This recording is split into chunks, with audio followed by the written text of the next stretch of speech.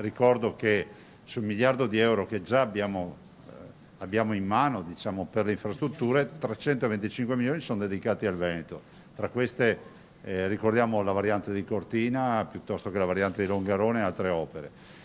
Dall'altro c'è il tema delle infrastrutture sportive, sui quali abbiamo già 145 milioni. Una torta da 11 miliardi di euro spalmati su 60 opere, strade, autostrade e palazzetti dello sport. La cifra astronomica la dà per la prima volta il vice ministro alle infrastrutture Alessandro Morelli, ospite questa mattina in Fiera a Verona, per portare a battesimo la società che di fatto traghetterà i territori protagonisti dell'evento sportivo più atteso all'obiettivo Milano-Cortina 2026, con un progetto di sviluppo infrastrutturale, anche tecnologico e di rete viaria. Innanzitutto fare queste Olimpiadi, quindi diciamo che dobbiamo innanzitutto snellire ancora di più la burocrazia, pensare per esempio alla Pedemontana, che è un'opera importantissima per il Veneto, per tutte le regioni del nord-est, e quindi noi stiamo lavorando perché questo obiettivo venga perseguito nel più breve tempo possibile. Abbiamo perso tempo, ora serve correre la squadra, ingrana la marcia, confermata la gestione commissariale per la realizzazione più efficace e snella delle opere.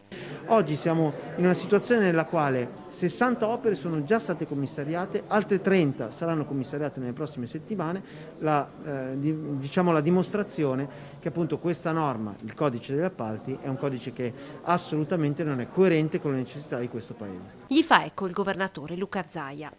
Si deve andare avanti, però le opere si realizzano solo se si danno poteri straordinari commissariali, altrimenti in questo Paese prima arriveranno le Olimpiadi e poi le opere.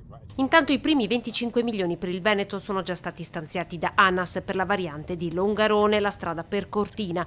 L'incontro a Verona questa mattina perché proprio all'Arena si terrà la serata conclusiva delle Olimpiadi.